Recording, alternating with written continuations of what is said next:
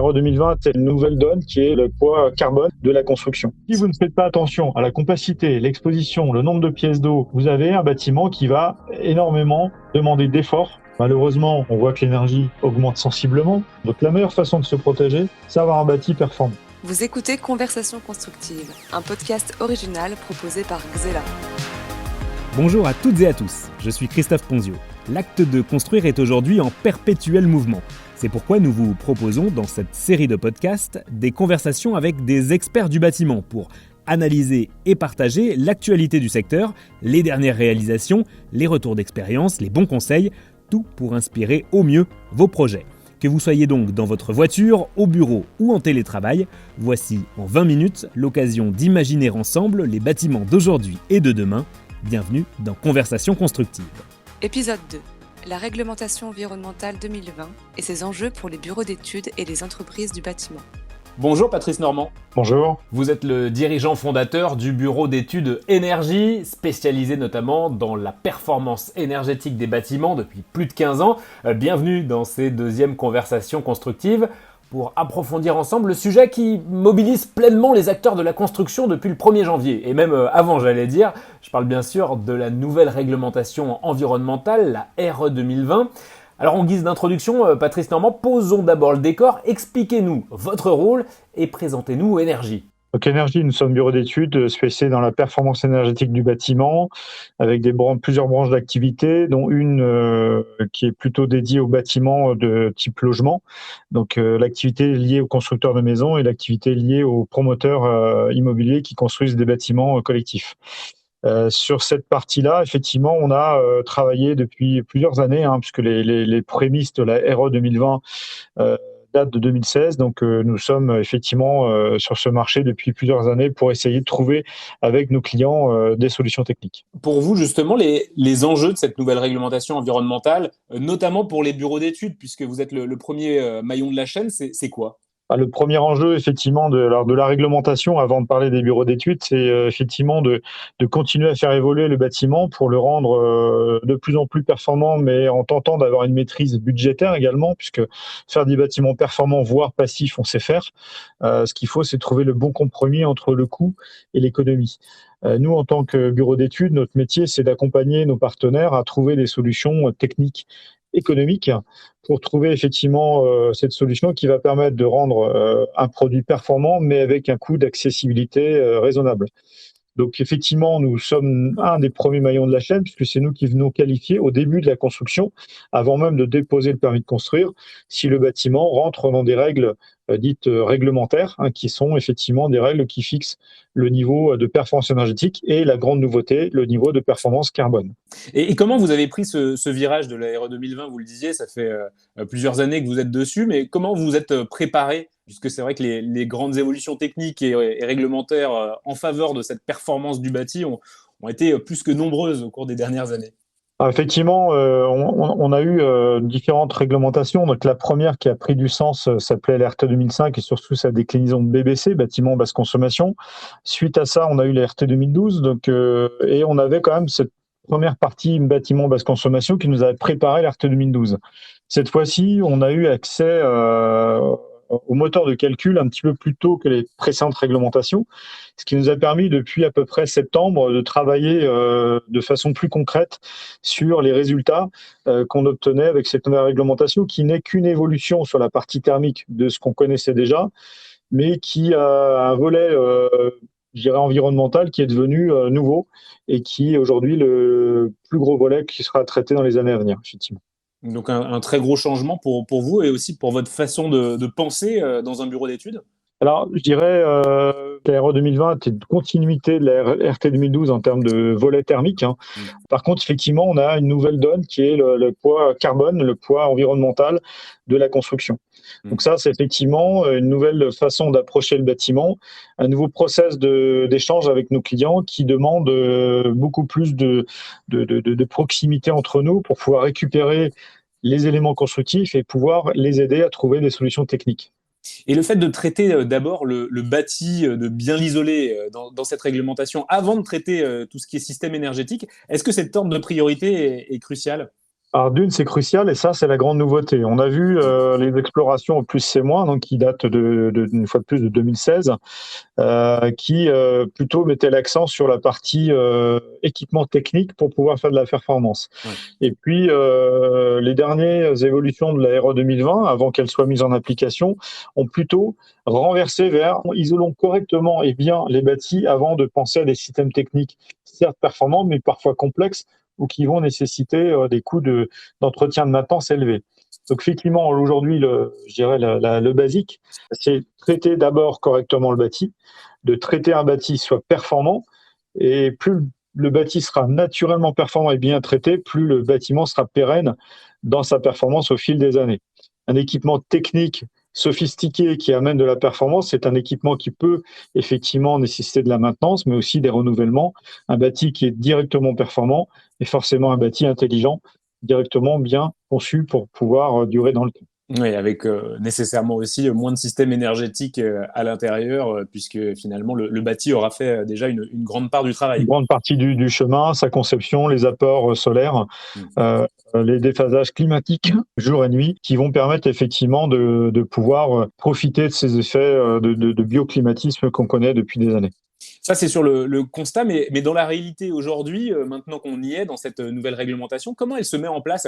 Est-ce que les différents acteurs de la chaîne sont prêts, de manière opérationnelle, j'allais dire, à l'appliquer? Oui, dans une partie du marché qui est, je dirais, organisée. Mmh. Donc, la partie de marché qui travaille dessus. On travaille avec la plupart de nos partenaires depuis plus d'un an et de façon plus concrète depuis la rentrée de septembre.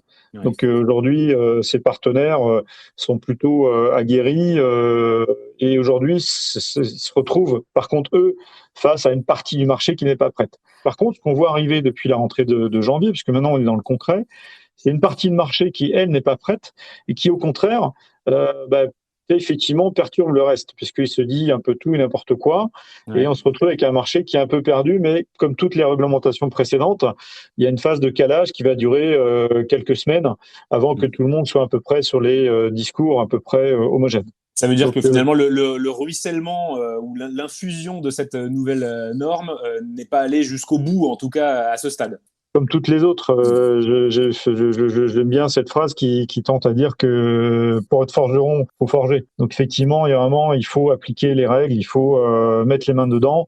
Maintenant, on est dans le concret, maintenant on avance. Ouais. Et est-ce qu'il faut distinguer les secteurs du logement individuel du logement collectif? Oui, parce qu'en fait, le logement individuel a cette propension d'aller vite, de pouvoir appliquer rapidement. Un bâtiment collectif, le cycle de construction est quand même très long. Donc forcément, beaucoup d'acteurs du marché ont anticipé la mise en place de cette réglementation et donc ont essayé de faire passer leur projet sur l'ancienne, qui s'appelait RT 2012. Pour pouvoir effectivement éviter aussi de passer l'ère 2020, parce qu'on va en parler tout à l'heure, mais il y a quand même des augmentations de coûts liées à des bâtiments qui sont plus performants.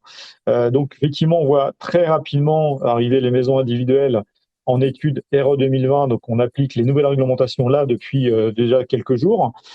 Sur le bâtiment collectif, on aura probablement la première phase thermique qui va arriver progressivement et de plus en plus courant du premier semestre. Et sur la partie environnementale, bilan carbone, ce sera plutôt sur la deuxième partie de l'année, où là, effectivement, les acteurs de la construction, logement collectif, puisque la réglementation RE 2020 n'est pas applicable pour l'instant sur le tertiaire, va avoir de nouveaux challenges liés au bilan carbone d'un bâtiment, et notamment collectif, puisqu'on a des masses de béton qui vont être assez différents, et donc des solutions à trouver ensemble. Donc pour l'instant, on est vraiment sur une application à deux vitesses. C'est ça. La maison individuelle l'applique dès maintenant, avec toute je dirais, cette perturbation liée au fait que certains sont prêts, d'autres ne sont pas. Et puis dans ceux qui ne sont pas prêts, on voit bien que certains tirent un peu au hasard en se demandant comment ça va se passer. Et ça perturbe plutôt ceux qui sont prêts, qui eux connaissent déjà et savent déjà ce qu'il faut faire. Patrice Normand, dirigeant fondateur d'Énergie, bureau d'études spécialisé. Parlons conseil désormais. C'est vrai que votre rôle, c'est précisément d'accompagner, vous le disiez, les maîtres d'ouvrage, les architectes, les maîtres d'œuvre et puis les industriels aussi dans cette transition majeure pour le bâtiment. Quels conseils vous donnez à tous les acteurs qui ne sont pas encore, j'allais dire, suffisamment au fait? En tout cas, qu'est-ce que vous leur dites pour se mettre vraiment à niveau maintenant? En fait, aujourd'hui, ce qui a le plus surpris lors de nos travaux préparatifs fin d'année 2021, ça a été l'hétérogénéité des résultats. Effectivement, on peut se retrouver avec l'effort à faire pour faire de l'ERA 2020 qui semble relativement modéré, accessible, et puis parfois un très gros effort pour passer d'une maison qui pouvait passer, ou un bâtiment collectif qui pouvait passer RT 2012 à ERA 2020. Et en fait, le conseil, c'est qu'effectivement, il faut vraiment se poser des questions sur la conception. Et ce qui va faire beaucoup varier les résultats, c'est effectivement cette conception qui n'est pas liée que à la conception de la maison en termes de niveau d'isolation. L'isolation, d'en mettre plus, forcément, ça fonctionne. Mais il y a un moment où, en fait, ça demande beaucoup d'efforts parce qu'il faut réisoler beaucoup, mais parce que la conception en amont n'a pas été réfléchie. Et quand on parle de réflexion, c'est la compacité, l'exposition solaire. Ça peut être également le nombre de pièces d'eau. Et le nombre de pièces d'eau influence énormément le résultat in fine, parce que plus vous avez de pièces d'eau, plus vous avez d'extraction d'air, plus vous avez de renouvellement d'air. Et le bâti étant plus isolé qu'il ne l'était avant, le taux de renouvellement d'air prend plus d'ampleur sur le coût énergétique.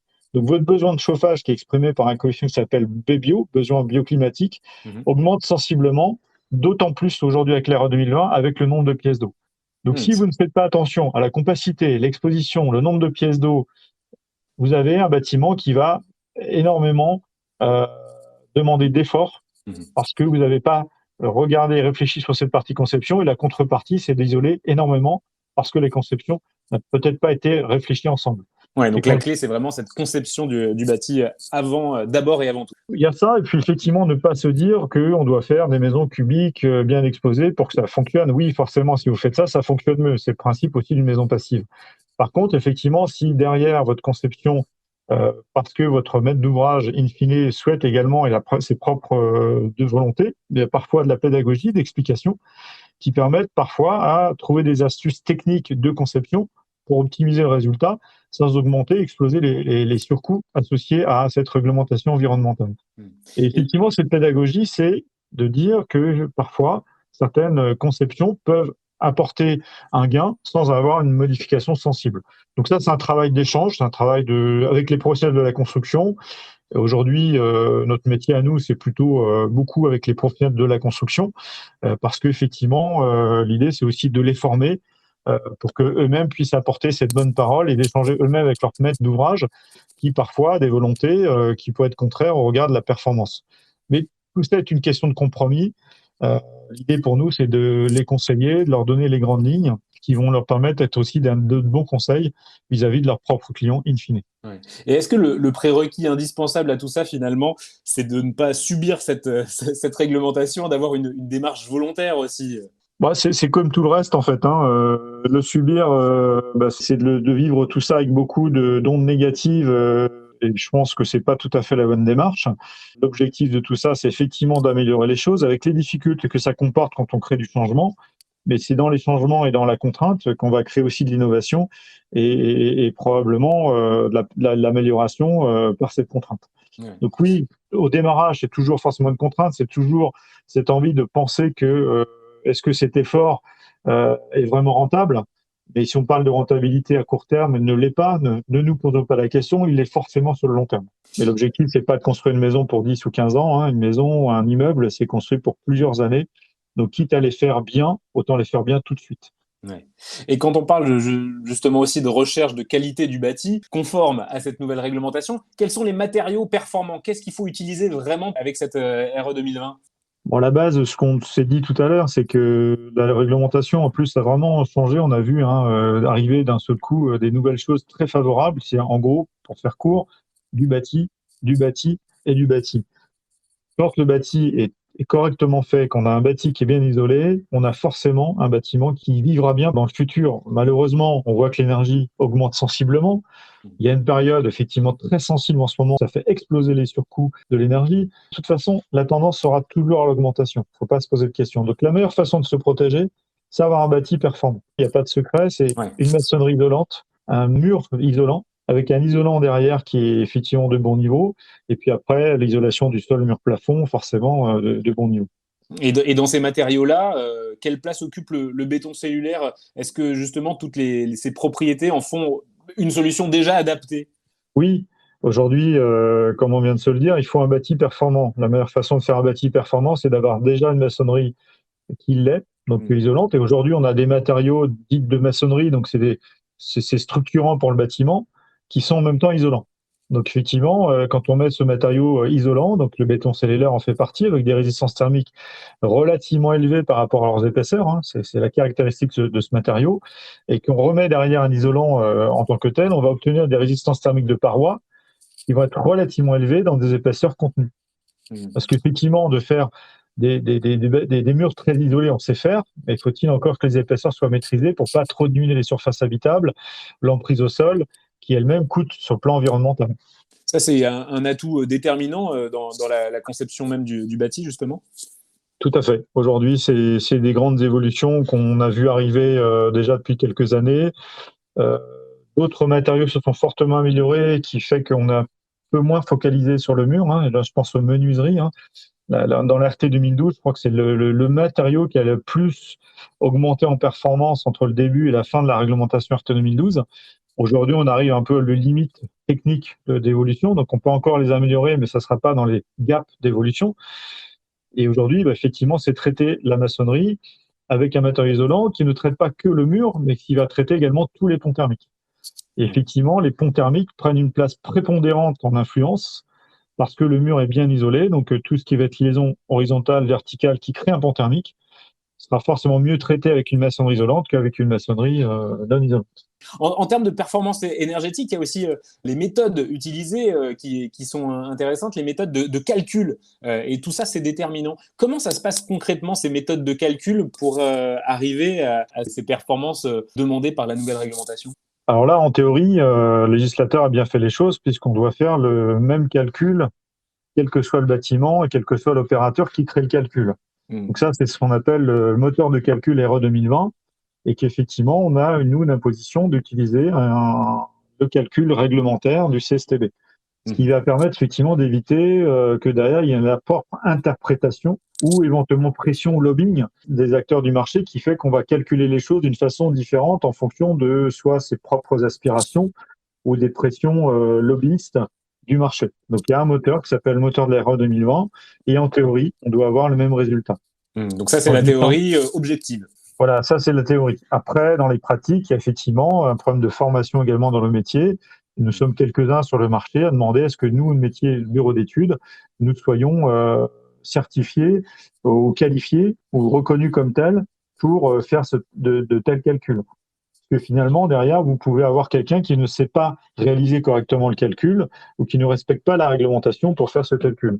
Donc la théorie, elle est là, la pratique maintenant, et effectivement, nous sommes quelques-uns à demander cette partie-là pour simplement donner toutes les garanties à un consommateur et aussi donner une garantie à nos propres clients qui se retrouvent parfois eux-mêmes en concurrence avec des acteurs qui vont utiliser des bureaux d'études qui ne savent pas produire ce calcul dans de bonnes conditions et qui pourraient amener à avoir des bâtiments qui sembleraient plus faciles à faire passer. Donc ça, c'est un vrai risque que vous soulevez aujourd'hui. On a ce risque depuis longtemps, notamment avec une réglementation qui arrive et qui est plus exigeante, et qui va notamment nécessiter de bien regarder les choses. Ça veut dire quoi? Ça veut dire que si vous avez un industriel qui sort des solutions techniques performantes, mais qui ne sont pas, je dirais, bien identifiées ou mises en œuvre en tant que telles, on va gâcher l'innovation, parce que l'objectif, une fois plus, de tout ça, c'est de pousser le marché à nous sortir des solutions performantes pour améliorer les résultats tout en maîtrisant les coûts. Et le rôle des industriels dans l'application de cette réglementation, il est central également? Il est central et on a beaucoup d'échanges. Nous, on aime bien échanger avec eux, mais aussi pour leur donner de la visibilité.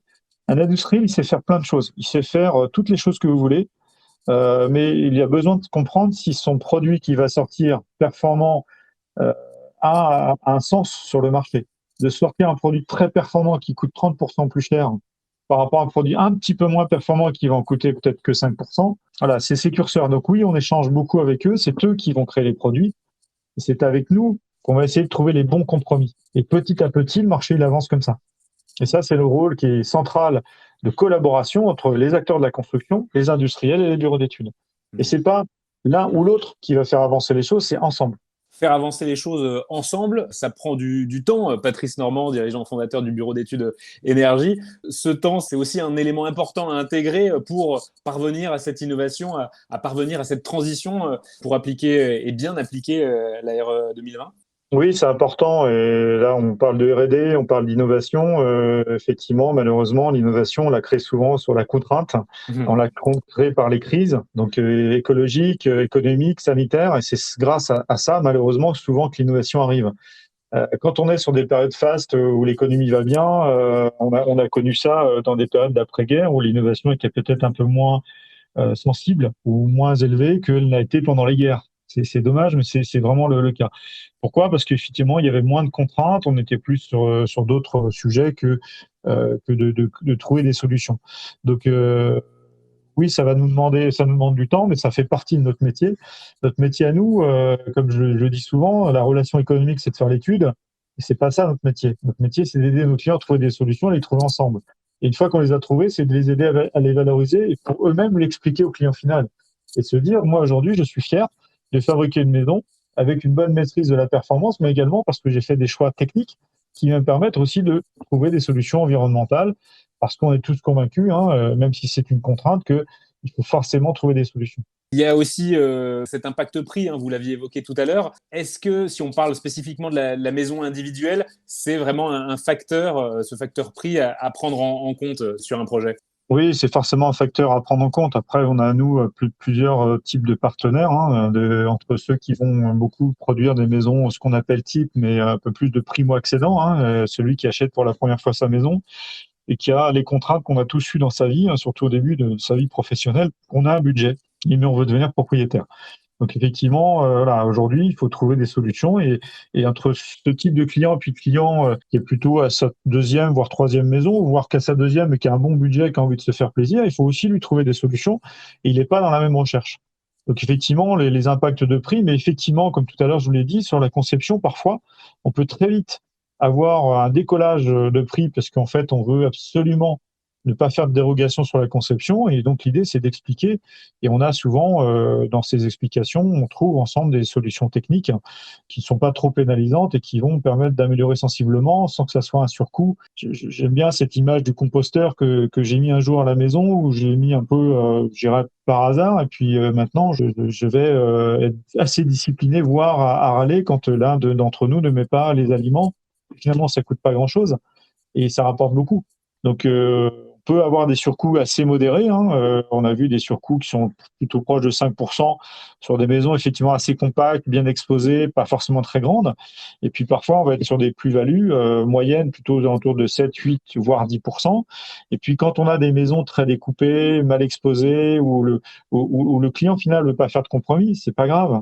Elle va coûter 15% plus cher. Mais en soi, c'est peut-être pas grave pour lui parce que c'est pas sa motivation première. Pour finir, Patrice Normand, c'est vrai que pour les maîtres d'ouvrage, les maîtres d'œuvre et tous les acteurs du bâtiment qui appliquent toutes les solutions qu'on a pu évoquer pendant notre conversation, est-ce que cette réglementation 2020, c'est pas finalement une immense boîte à opportunités pour tous ? Je dirais que je vais probablement choquer certains, mais oui, c'est forcément des opportunités. Pas des opportunités de vendre plus de choses qu'avant, mais c'est une opportunité de faire la construction différemment et d'avoir des industriels, une fois de plus, qui savent faire les choses, mais qui ont aujourd'hui une contrainte, c'est que c'est bien de faire des choses bien, de les faire rendre plus nobles, plus vertueux, petit encore qu'il y a un marché qui ait le sens de le faire, en fait. Et là, aujourd'hui, la réglementation environnementale, elle donne ce sens en disant oui, il faut faire toujours plus performant, et une fois de plus, c'est ce qu'on dit à nos clients, et la réglementation fixe les curseurs, mais plus vous protégerez contre les augmentations de l'énergie, mieux vous vivrez dans votre maison de demain, parce que c'est bien ça dont on parle. Et puis, effectivement, plus on fabriquera les matériaux de façon vertueuse, plus, effectivement, on va rendre la construction neuve tout à fait noble en tant que telle. Mais on sait très bien qu'on ne peut pas continuer à consommer, je dirais, de nos ressources sans y prêter attention. Donc forcément, ça crée des opportunités qui, pour l'instant, semblent être des contraintes pour certains, surtout ceux qui sont mal préparés, mais qui seront de plus en plus des opportunités de faire ça très noblement. Et puis, je pense que nos enfants, et moi c'est mon cas, j'ai des enfants qui aujourd'hui ne sont pas en capacité d'acheter un bâtiment encore aujourd'hui, et qui sont très sensibles à tout ça.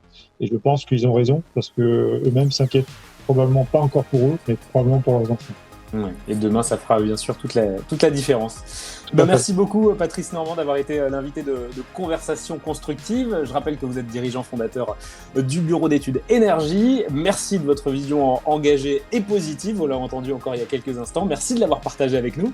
Merci. Et merci de nous avoir suivis. Conversation Constructive, un podcast à réécouter et à partager chez vous ou sur votre chantier quand vous le voulez. À bientôt. C'était Conversation Constructive, un podcast original proposé par Xela, à retrouver sur toutes vos plateformes d'écoute préférées.